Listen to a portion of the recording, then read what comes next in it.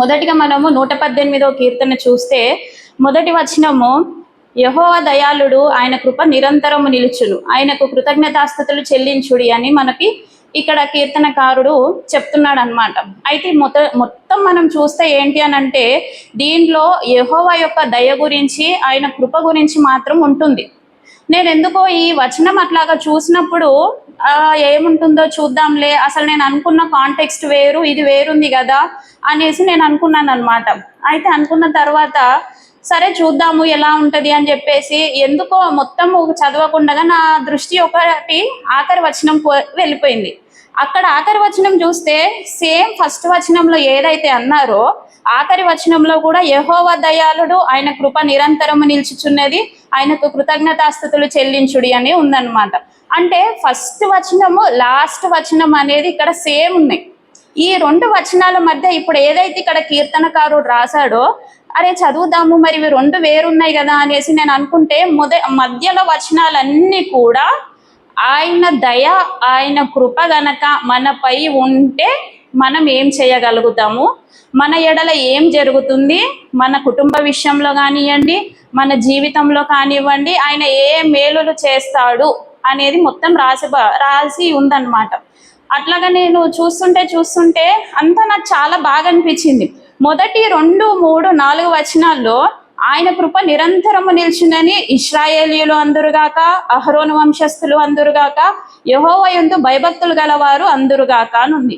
ఆ మొదటి 3 వచనాల్లో కూడా ఆయన కృప నిరంతరము నిలుస్తుందని ఇశ్రాయేలీయులు అన్నారు, అహరోను వంశస్థులు అన్నారు, యెహోవా యందు భయభక్తులు గలవారు అన్నారు. అంటే ఇక్కడ ఇశ్రాయేలీయులు కానివ్వండి, అహరోను వంశస్థులు కానివ్వండి, దేవుని కృపను వారు పొందుకున్నారు.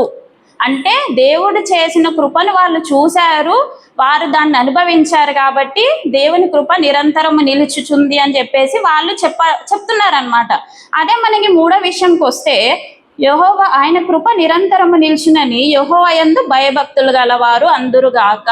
అంటే ఇక్కడ ఏం చెప్తున్నాడు కీర్తనకారుడు, ఆయన కృప నిరంతరము నిలుస్తుందని దేవుని యందు భయభక్తులు గలవారు మాత్రమే అంటారు.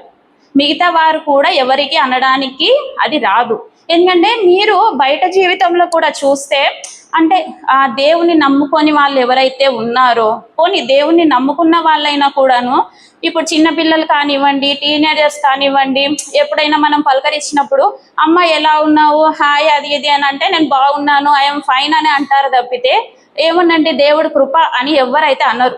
ఎవరైనా పలకరించినప్పుడు మనం ఆత్మీయంగా అవునండి అంతా దేవుని కృప అని మాత్రం మనం అనగలుగుతాం అన్నమాట. అంటే మన లోపల ఆయన క్రియలు అనేవి అంతగా బయలుపరచబడతా ఉంటాయి రోజు రోజుకి. అంటే ఇంగ్లీష్లో అంటాం కదా, ఒక ఏమంటారు, ఇప్పుడు ఒక మనం ఇవాళ గ్రేప్ జ్యూస్ని చేసామనుకోండి, ఆ ద్రాక్ష రసం ఇవాళ అది ద్రాక్ష రసంగానే ఉంటుంది, కానీ రోజులు గడిచే కొద్దీ అదేంటి అని అంటే ఒక వైన్ లాగా మారిపోతుంది అనమాట.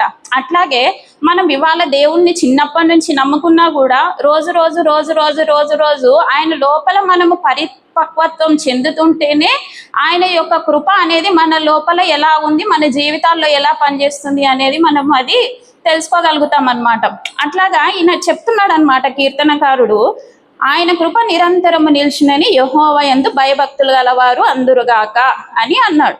అయితే ఇక్కడికి వచ్చిన తర్వాత నాకు ఏమనిపించింది అని అంటే, దేవుడు ఇంతగానో కృప అని చెప్తున్నాడు.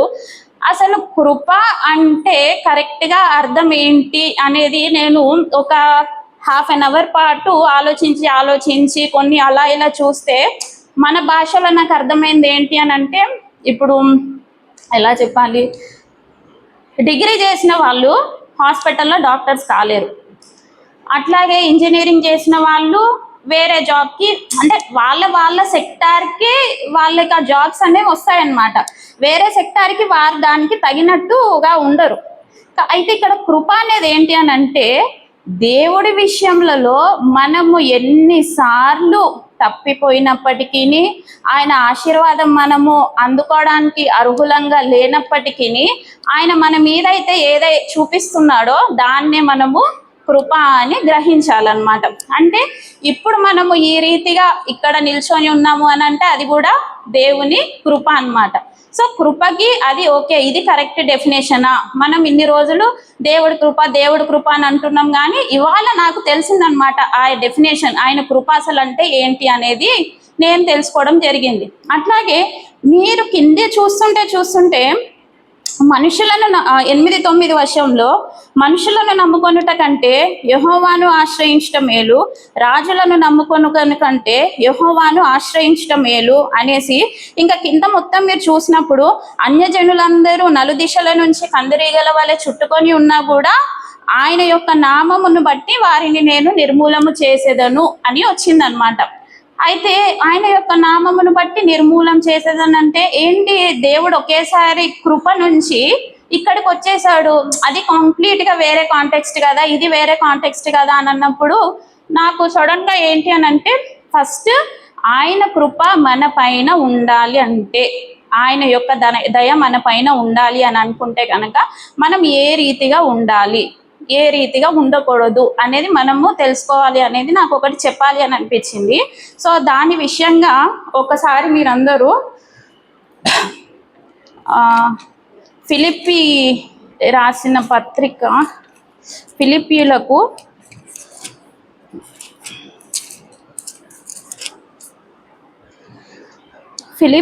4వ అధ్యాయము 8-9 వచనములు చూసుకుంటే, మెట్టుకు సహోదరులారా, ఏ యోగ్యత అయినను మెప్పైనను ఉండిన ఎడల, ఏవి సత్యమైనవో, ఏవి మాన్యమైనవో, ఏవి న్యాయమైనవో, ఏవి పవిత్రమైనవో, ఏవి రమ్యమైనవో, ఏవి ఖ్యాతి గలవో వాటి మీద ధ్యానం ఉంచుకొనుడి.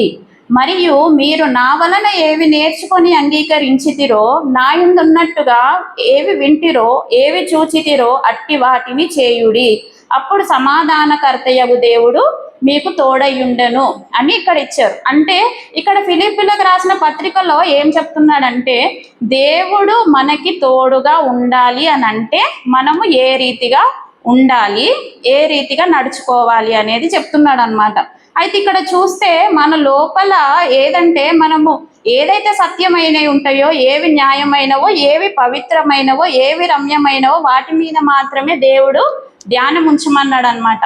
అంటే మనకి ఇప్పుడు పాత నిబంధనల్లో ఏవైతే 10 ఆజ్ఞలు ఉంటాయి కదా, దాంట్లో ఇప్పుడు దేవుడు ఏం చెప్తాడు? అబద్ధం ఆడకూడదు, దొంగిలించకూడదు, వ్యభిచరింపకూడదు, నేను తప్ప వేరొక దేవుడు నీకు ఉండకూడదు అని చెప్పేసి ఇట్లా 10 ఆజ్ఞలు ఏవైతే ఉన్నాయో ఆ ఆజ్ఞలన్నిటినీ కనుక మనం కరెక్ట్గా పాటించుకుంటూ వెళ్తే ఆయన యొక్క కృప అనేది మన పైన ఉంటదన్నమాట, ఆయన యొక్క తోడు అనేది మన పైన ఉంటది.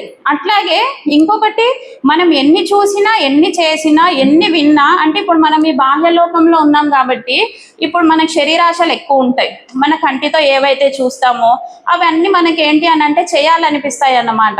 అట్లాంటివి మనము చూసి కూడా వాటి పైన అన్నిటిని మనము నిగ్రహం ఉంచుకుంటూ, లేదు నేను దేవుడి లోపల పెరిగాను, నేను ఈ పని చెయ్యవచ్చునా చెయ్యకూడదా అనేది 1-2 సార్లు అట్లాగా యోచించుకొని, దేవుడి దగ్గర మనం ఏమైతే నేర్చుకొని అంగీకరించామో, దేవుని మందిరంలో మనం ఏమైతే విన్నామో, ఏవైతే చూచామో అట్టి వాటిని చేయమని దేవుడు ఇక్కడ చెప్తున్నాడు అనమాట.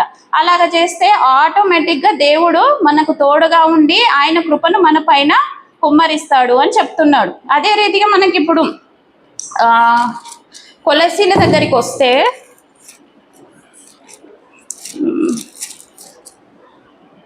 కొలసీలకు రాసిన పత్రిక 3వ అధ్యాయంలో ఇది ఫస్ట్ 2 చూస్తే కనుక మనకి ఫస్ట్ 2 వచనాలు, మీరు క్రీస్తుతో కూడా లేపబడిన వారైతే పైనున్న వాటినే వెదుకుడి, అక్కడ క్రీస్తు దేవుని కుడిపార్శ్వమున కూర్చుండి ఉన్నాడు, పైనున్న వాటి మీదనే కానీ భూ సంబంధమైన వాటి మీద మనసు పెట్టుకొనకుడి అని చెప్తున్నాడు అనమాట. అట్లాగా మీరు ఇప్పుడు ఎంత కొత్త నిబంధన మొత్తం చూసినా కూడా, ఎవ్వరు ఏ పత్రిక రాసినా కూడా, ఎన్ని అధ్యాయాలు ఎన్ని వచనాలు రాసినా కూడా అందరు మనకు చెప్పేది ఏంటి అని అంటే, దేవుడికి మాదిరిగా ఎలా నడుచుకోవాలి, ఆయనకి ఇష్టంగా ఎలా ఉండాలి, ఆయనకి ఏ రీతిగా మనం తగినట్టుగా ఉంటే ఆయనకు మనకు తోడుగా ఉంటాడు, ఆయన కృప మన మీద ఉంటుంది అన్నట్టుగా దేవుడు చెప్తున్నాడు అనమాట.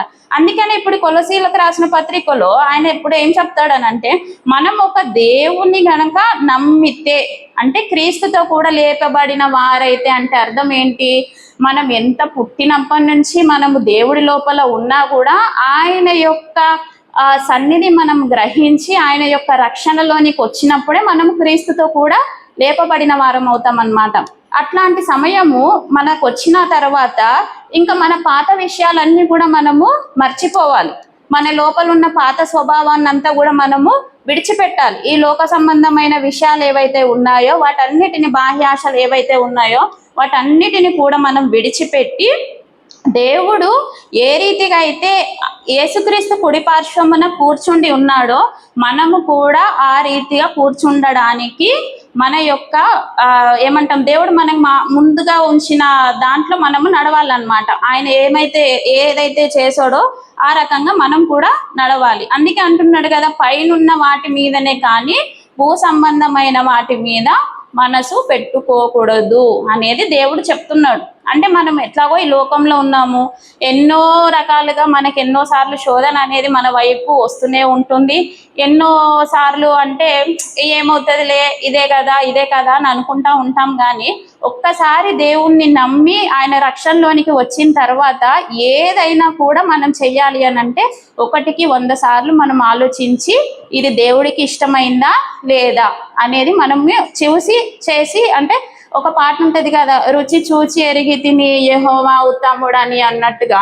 సో మనము ఆయన లోపల అంతగా మనము పరిపక్వత్వం చెందాలి అనేది నేను చెప్తున్నాను. అంటే ఇవి చెప్పడానికి ఏంటి అని అంటే కారణాలు, చిన్నప్పటి నుంచి మనం ఎంత క్రైస్తవ్యంలో అయినప్పటికీ మనకు ఒక బాధ వచ్చినా, లేదంటే ఏదైనా కష్టం వచ్చినా, ఏదైనా ఆపద వచ్చినా, ఎందుకు దేవుడా నాకు ఇట్లాంటి ఆపదని ఇచ్చావు, ఎందుకు దేవుడా నాకు ఇట్లాంటి కష్టాన్ని ఇచ్చావు, నేను చిన్నప్పటి నుంచి నిన్నే కదా నమ్ముతున్నాను అనేసి మనం అంటామేమో. కానీ అవి రావడానికి కూడా ఒక కారణం అనేది ఉంటుందన్నమాట. దాంట్లో కూడా దేవుడు మనల్ని పరీక్షిస్తూ ఉంటాడు. అప్పుడైనా మనం ఏమన్నా తప్పిపోతామా, లేదంటే దేవుడి లోపల ఇంకా గట్టిగా ఉంటామా అనేది మనల్ని దేవుడు అవన్నీ చూస్తూ ఉంటాడు అనమాట. సో ఎన్ని ఇరుకులు, ఎన్ని ఇబ్బందులు వచ్చినా కూడా ఆయన లోపల మనము తప్పిపోకుండా ఆయనలో ఇంకా అభివృద్ధి మనము చెందాలి అనేది నేను చెప్తున్నాను అనమాట. అట్లాగా మనం ఉంటే ఆటోమేటిక్గా ఆయన కృప కానివ్వండి, ఆయన దయ కానివ్వండి, అది మన పైన ఉంటుంది. అదే ఇప్పుడు మళ్ళీ అదే మనము 118వ కీర్తనలోకి వస్తే ఒకటి నాకు నచ్చింది ఏంటి అని అంటే, 15వ వచనంలో నీతిమంతుల గుడారములలో రక్షణను గూర్చిన ఉత్సాహ సునాదము వినబడును, యెహోవా దక్షిణ హస్తము సాహస కార్యములను చేయును అనేది ఇచ్చారు. ఇక్కడ ఇప్పుడు ఇది మనం 2గా డివైడ్ చేస్తే కనుక, ఫస్ట్ ఇది నీతిమంతుల గుడారములలో రక్షణను గూర్చిన ఉత్సాహ సునాదము వినబడును అనేది ఇచ్చారు. నీతిమంతుల గుడారము అని అంటే అది మనము దేవునికి ఇష్టలంగా ఉండి ఆయనకు అనుకూలంగా నడుచుకుని ఉంటే అప్పుడే అది మన నీతిమంతులైన గుడారం వలె ఉంటుందన్నమాట. అట్లాంటి గుడారములలో మాత్రమే రక్షణను గూర్చిన ఉత్సాహ సునాదం అనేది వినబడుతుంది అనేసి దేవుడు చెప్తున్నాడు. ఇప్పుడు మనము ఎంత చూసినా కూడా, ఇప్పుడు మనం ఎంత చేసినా కూడా ఏమవుతుంది అనేసి అని అంటే, టీవీ చూస్తుంటాము, ఇంకేదో చేస్తుంటాము, పాటలు వింటుంటాము, లేదా సీరియల్స్ చూస్తుంటాము మన ఇంట్లో. అదంతా దేవుడికి ఇష్టమా? ఇష్టం లేదు. అట్లాంటి వాటిలో ఏంటి అనేసి అని అంటే, దేవుని గురించిన రక్షణ సునాదం అనేది ఎక్కడ నుంచి వినిపించదు. మనం బాహ్యంగా ఏంటి అని అంటే ఎంత ఆనందంగా ఉన్నా కూడా దేవుని లోపల మనము అంత ఆత్మీయంగా లేనట్టే లెక్క అన్నమాట. సో ఈ నీతిమంతుల గుడారంలో రక్షణను గురించిన ఉత్సాహ సునాదము వినబడాలి అని అంటే దేవునికి మనము ఇష్టలంగా ఉండాలి అనేది ఒకటి.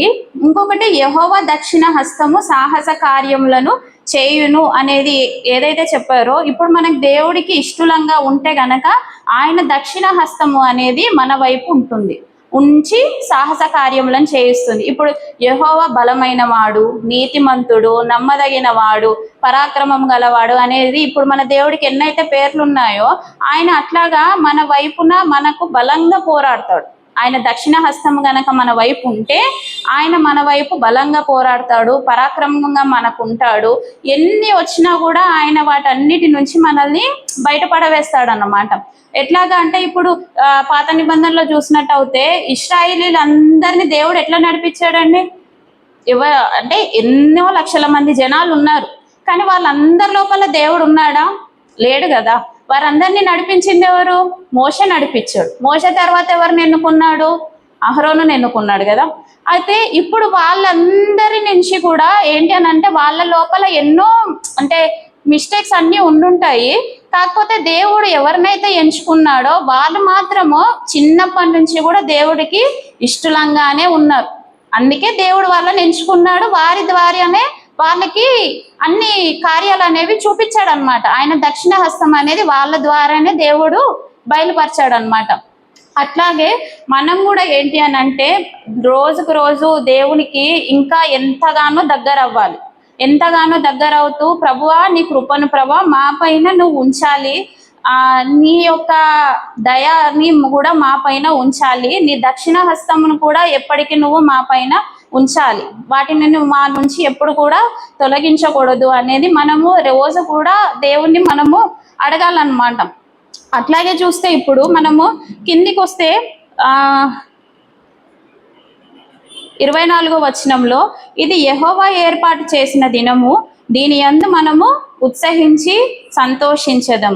యెహోవా దయచేసి నన్ను రక్షించుము, యెహోవా దయచేసి అభివృద్ధి కలిగించుము, యెహోవా పేరట వచ్చువాడు ఆశీర్వాదం ఉందునుగాక, యెహోవా మందిరములో నుండి మిమ్మును దీవించుచున్నాము అని చెప్పాడు. అదంటే ఇదంతా కూడాను మనం ఈ రోజు ఇక్కడ సమకూర్చుకున్నాం కదా, దీని గురించే దేవుడు చెప్తున్నాడు అన్నమాట. ఇది దేవుడు ఏర్పాటు చేసిన దినము, దీని యందు మనము ఉత్సహించి సంతోషించాలి. ఎంతసేపు మనమే వచ్చి మన కష్టాలను మన బాధలను అవే చెప్పుకోకుండా దేవుణ్ణి స్తుతించి దేవుణ్ణి ఆరాధించి దేవుని నామాన్ని ఘనపరిచే వారంగా ఉంటూ ఆయన యందు కూడా మనము మన పట్ల ఆయన ఎంతైతే మేలులు చేస్తున్నాడో, ఆయన కృపను మన ఎడల ఎంతగైతే బహిర్గతం చేస్తున్నాడో వాటి అన్నిట్లో కూడా మనము ఉత్సహించుచు సంతోషించాలన్నమాట. అప్పుడే యెహోవా పేరట వచ్చేవాడు ఆశీర్వాదం ఉందునుగాక, యెహోవా మందిరంలో నుండి మిమ్మును దీవించుచున్నాము అనేది దేవుడు చెప్తున్నాడు అనమాట. సో అందుకని ఇప్పటి నుంచి ఏంటి అని అంటే ఏది వచ్చినా కూడాను ఆయన కృపను మన పై నుండి పోనివ్వకుండా మనము ఆయనకు ఇంకాను హత్తుకొని ఆయనకు దగ్గరగా ఉండాలన్నమాట. అయితే ఇప్పుడు ఈ మొత్తం అన్నిట్లో కూడా మనకి సారాంశం ఏంటి అని అంటే మనము ఎన్ని రకాలుగా ప్రార్థన చేసినా కూడా ఆ ప్రార్థన అంతటిలో కూడా ప్రభువా నీ కృపను మాపై కుమ్మరించు. మొదటిది, ప్రభువా నీ దయాళత్వంలో మమ్మల్ని భద్రపరచు, అది రెండవది. మూడవది, నీ దక్షిణ హస్తమును మా పైన ఉంచు అనేది. ఈ 3 మాటలు చెప్పి ఆయనకి ప్రార్థిస్తే చాలు. మన జీవితంలో ఎన్ని ఉన్నా మనకి ఏం కావాల్సి ఉన్నా కూడా దేవుడే అన్నిటినీ కూడా మన ముందు నుంచి నడుపుతాడు అన్నమాట. దేవుడు ఈ కొద్ది వాక్యాన్ని దీవించి ఆశీర్వదించుగాక.